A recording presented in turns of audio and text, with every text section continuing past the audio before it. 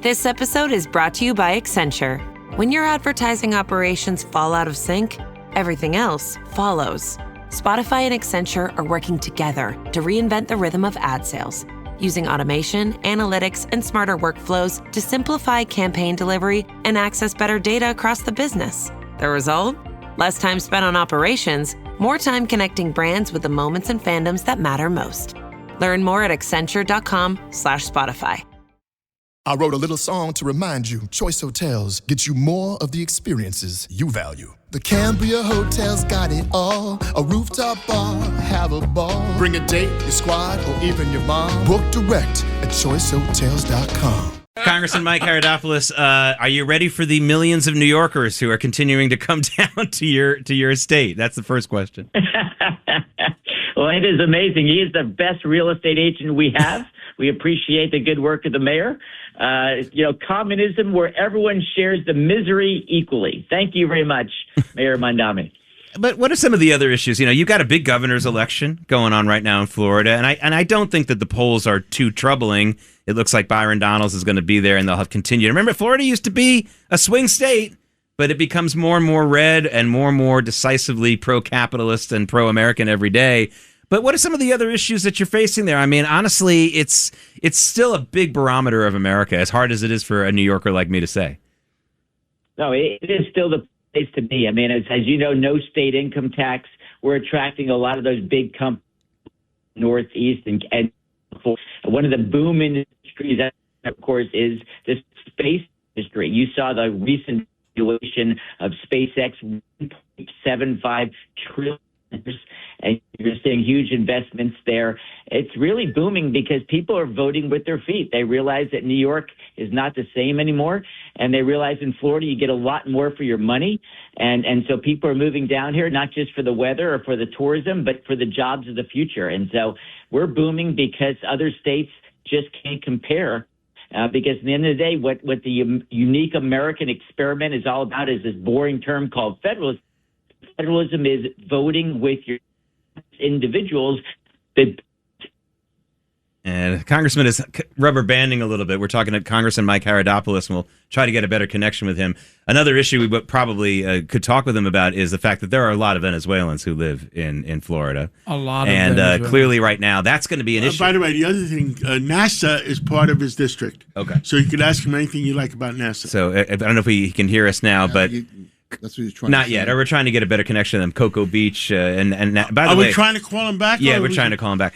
By the way, if you've never been to a launch in Cocoa Beach, particularly at night, I highly recommend it because if you go, they let you get pretty close relatively to the launch pad. Wow. And as you watch it, which is amazing to see, and the spacecraft flies over your head, you feel the heat, the intense heat of the rocket boosters. It's incredible. You've been there too? It was just a visit. I didn't live there, Fernando. Give me a break.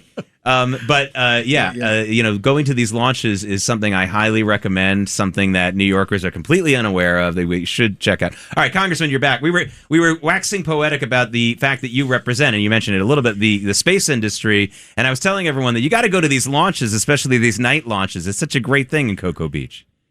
Oh, it's fantastic. I mean, what's really neat, and literally when they take off, remember, they take off every 2.5 days now. That's how prolific the flights are going off. If you go one of these flights at midnight, it's literally 12 noon for about 30 seconds. That's the power and thrust of these engines that go off, and it's creating the satellite networks that connect us all around the world today. And they're also the future of the military. As you know, we need all of these to make sure that our men and women in the military have those GPS technology and can maneuver around the world successfully. It's an exciting time. And in the next few years, we're actually going to have a moon base and propel ourselves to Mars because of the South Pole there. And Congressman Mike Haridopolos, this isn't just about NASA. This is about helping Americans economically. For years, the argument against the space program was, we got all these problems here on Earth, we can't... But if we get satellites, for example, with solar panels that can capture solar power at much higher intensity than we do here on the ground, and we can AI data centers in space instead of in here, I mean, this is going to create finally some power surplus for us and some money. I mean, you talked about the SpaceX IPO. This is no longer we can't afford it anymore thing, is it? No, it is not. As again, it is proven by the SpaceX valuation at almost $2 trillion.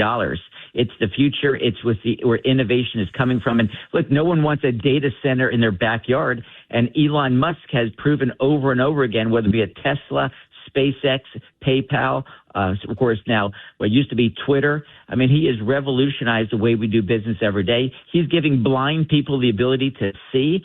I have a lot of confidence that he's going to break through a lot of technologies so we reduce energy costs and don't have some of these concerns that people have about AI data centers, which, of course, use a lot of energy, let alone water.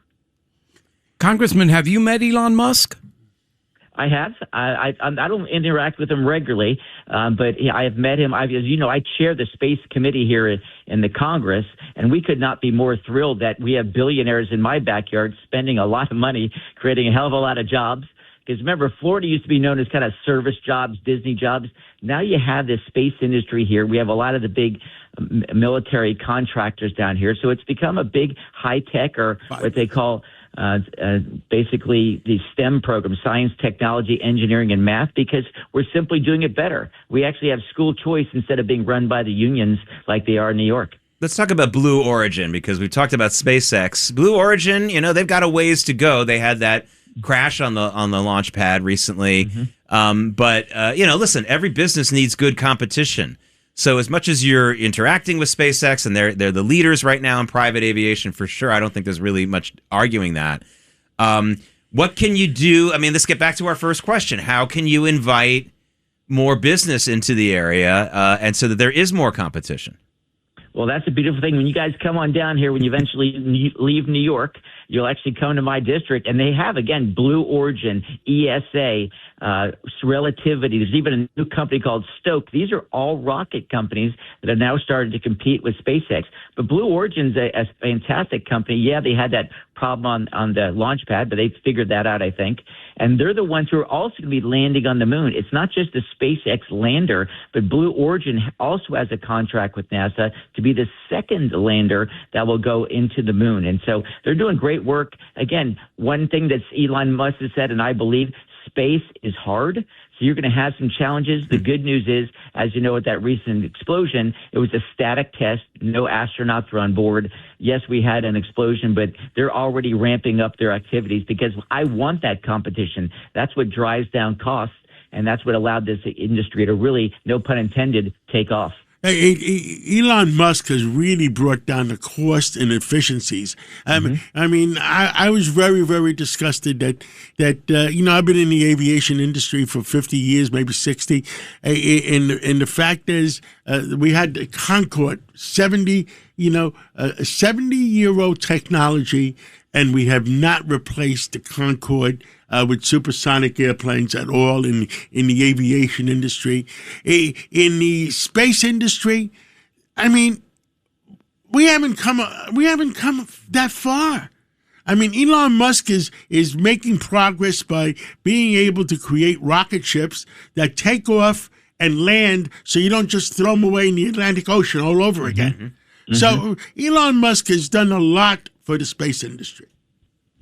Oh, no doubt, John. You're exactly right. And that's the future. I mean, again, you're going to see eventually tourism. You're going to see people living on the moon because of the innovative things he takes on. And when Elon Musk challenges people like that, other innovators come in and play hard. And that's what we're trying to do. To your point, for too long, this technology was static. Now it's changing, and I think much for the better. And it is bringing down costs radically to put things up in space, more than tenfold in the recent years. Well, the one thing we know is that there won't be a rent freeze on the moon. Congressman... Yeah.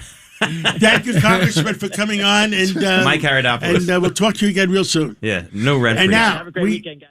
Thank you.